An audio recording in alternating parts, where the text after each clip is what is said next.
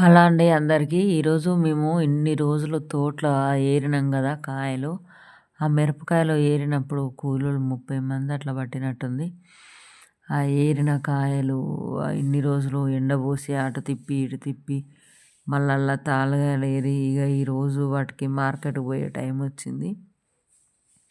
అవి ఈరోజు మార్కెట్‌కి తీసుకెళ్తాను. ఎందుకంటే ఇగ కాయలు పండగ ముందే తీసుకుపోయేటోళ్ళం గానీ, ఇగ పండగ గదా! మార్కెట్ సరిగ్గా ఉంటది, ఉండదన్నట్టుగా మార్కెట్ తీసుకపోలేదు పండగ రోజులు.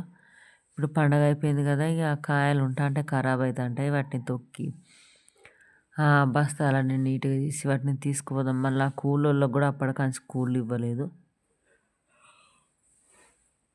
కూలోళ్ళు గూడా ఆగట్లేరసలు.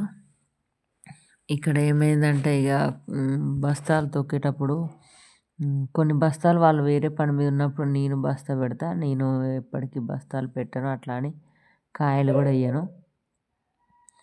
ఇక్కడ ఒక బస్తా పెట్టిన. మా చిన్నోడేమో నేను తొక్కుతా ఆ కాయలు అని వానికి కాయలు తొక్కడం అంటే చాలా ఇష్టం.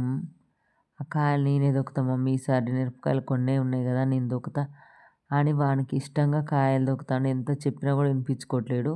ఈ కాయలు మడతాయి నాన్న వద్దు డాడీ కాయలు తొక్కకు కాయలు మడతాయి అంటే కూడా ఏం కాదులే మమ్మీ ఒక్కసారి చలికాలమే కదా నేనే తొక్కుతా అన్నట్టుగా వాడు ఊకే పదే పదే బట్లాడుతుంటే సర్లే పోనీలే తొక్కు మరి నీ ఇష్టం అని అన్నా అనేసరికి ఇక కాయలు ఆ కాయలన్నీ కొన్ని అవుతున్నాయి కాబట్టి ఇక వాడే తొక్కుతాడు. పర్లేదు కాయలు బాగానే తొక్కుతాడు. ఆ తొక్కిన కాయలు పత్తి అయితేనేమో కొంచెం తొక్కుడు పడాలి కానీ మిరపకాయలకు అట్లా అవసరం లేదు. ఎందుకంటే మరీ ఎక్కువ తొక్కుడు పడ్డా కూడా ఎక్కువ కేజీలు వచ్చినా వాటిని పదునున్నాయని లేకుంటే కిలోలు ఎక్కువైనాయని అట్లా బస్తాకు 2, 3 కేజీలు కట్ చేస్తారంట. అందుకోసమనే పోనీలే ఇక తొక్కనని వాడు అంతగానో అంటాడు కదా అని తొక్కమన్నాము తొక్కుతాను. కాయలు కొంచెం మిరపకాయలు చలికాలం కదా బాగా ఎంత ఎండబెట్టినా సరే పరపరా అనవు ఎండట్లేవు ఎక్కువ. మళ్ళీ పొద్దున మేము ఏం చేసినామంటే మళ్ళీ పరద తీసి ఉంచితే బాగా ఎండి ఖరాబ్ అవుతాయని పరద వేసి ఉంచినాము. వేసి ఉంచి ఈరోజు వాటిని తొక్కాలని తొక్కుతాను. చిన్నోడు తొక్కుతాడు పర్లేదు తొక్కే పాక అనుకునే తొక్కుతాము. ఇక్కడ ఏమైందంటే అసలు ఈ కాయలన్నీ ఈసారి తోట మంచిగా వచ్చి మంచిగా తోట పండి పూత కాపు వచ్చే ముందే నల్లి వచ్చింది మా తోటకు. ఆ నల్లి వచ్చేసరికనే ఆ తోట ఒక్కటే కాపు అట్లా అంటింది. కథం ఇక నల్లి వచ్చి తోట అంతా ఖరాబ్ అయిపోయింది. ఎంత చేసినా కూడా ఇక వేస్ట్ అయిపోయింది అది. ఇప్పుడు ఈసారి చాలా అంటే చాలా లాసు. ఎంత లాస్ అంటే కనీసం తోటలో కలిసిన గడ్డి తోటలో తీసిన గడ్డి కూర్ల మందం కూడా రావట్లేవు అంత లాస్ అయింది.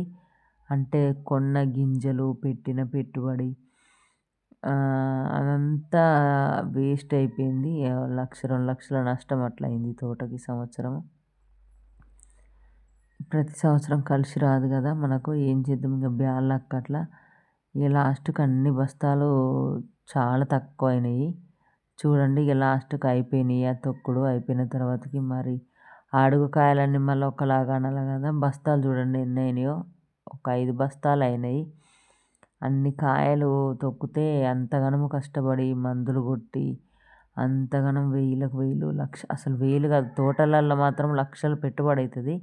ఆ లక్షల్లో పెట్టుబడి పెట్టి వాటిని అంతగానం కష్టపడితే అది కనీసం వేలలో కూడా రాలేదు. కలిసిన తోటలో గడ్డి పీకిన కూళ్ళు కూడా రాలేదు. చాలా నష్టమైంది ఈ సంవత్సరము.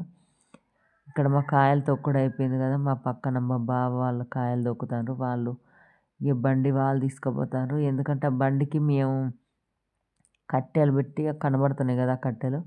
ఆ కట్టెలు పెట్టి కొండ్లు కట్టినాము. ఇక మళ్ళీ మేము వేరే ఏం కట్టాలన్నట్టుగా వాళ్ళు మేము కట్టినవి తీసుకొని పోతారు. చూడండి ఇప్పుడు కాయలన్నీ తొక్కుడు అయిపోయింది కదా అడుగు కాయలన్నీ తీయాలి. మళ్ళీ అడుగు అట్లనే ఉంటే అవి అట్లనే మనం బస్తాలు పెట్టి పక్కకు పెడితే ఖరాబ్ అవుతున్నాయి. ఇట్లా లాస్ట్ ఇయర్ అట్నే అయింది. సగం బస్తా కాయలు ఖరాబ్ అయిపోయినాయి. మేము ఉండనీలే ఇక సగం బస్తా ఏం వేసుకుపోతాము లోడు.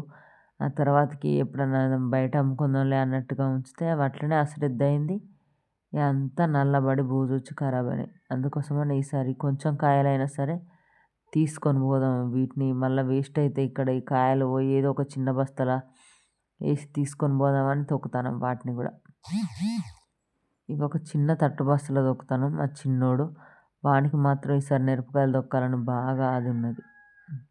అందుకోసమని తొక్కిండు అన్నీ అయిపోయింది. ఈసారి ఉన్న కాయలు కూడా చిన్న బస్తాలో తొక్కుతాను, ఎందుకంటే మళ్ళీ అవి ఉండి ఖరాబ్ అవుతాయని.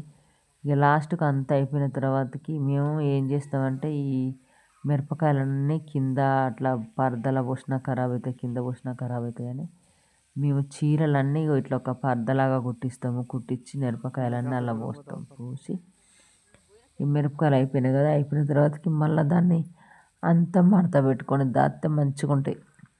మళ్ళీ మనం తోట ఏరినప్పుడు కానీ, సరుకు ఏదన్నా ఇంటికి సరుకు వచ్చినప్పుడు దాన్ని ఉపయోగించుకోవచ్చు. ఇది మిరపకాయలతోని చేసిన పరద కదా, రేపు పిండొచ్చులే, ప్రస్తుతానికి మాత్రం మడత పెట్టి పక్కకు పెడదాం, ఈడనే ఉంటే మళ్ళీ ఎండలో ఖరాబ్ అవుతుంది అన్నట్టుగా దాన్ని దులిపి ఆ మిరపకాయల ఘాటు అంతా పోయేటట్టు దులిపి చిన్నగా మడత పెడతాము. మళ్ళీ సరుకు వచ్చినప్పుడు కావాలి కదా, మళ్ళీ జొన్నలు వస్తాయి, మళ్ళీ వడ్లు వస్తాయి, వాటప్పుడు మళ్ళీ ఎక్కడి నుంచి తెస్తాం పరదాలు, అందుకోసమనే జాగ్రత్తగా దాచిపెడతాం.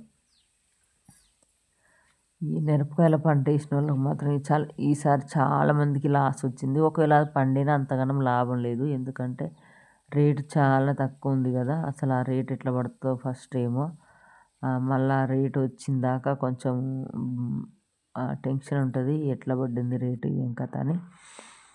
ఇవేమో తాలుగాయలు, మనం ఆ ఎర్రకాయలు ఏరిన తాలుగాయలు కదా, ఈ తాలుగాయలు కూడా ఒక తెల్ల బస్తాల ఎత్తాను. మళ్ళీ అవి వేరే ఉంచి మళ్ళీ వేరే అమ్ముడు ఎందుకు, వీటితో పాటు అవి కూడా మార్కెట్కి పోతే కొంచెం బాగుంటుంది కదా, అందుకోసమని వాటిని బస్తా. బాయ్, మరి వీడియో నచ్చి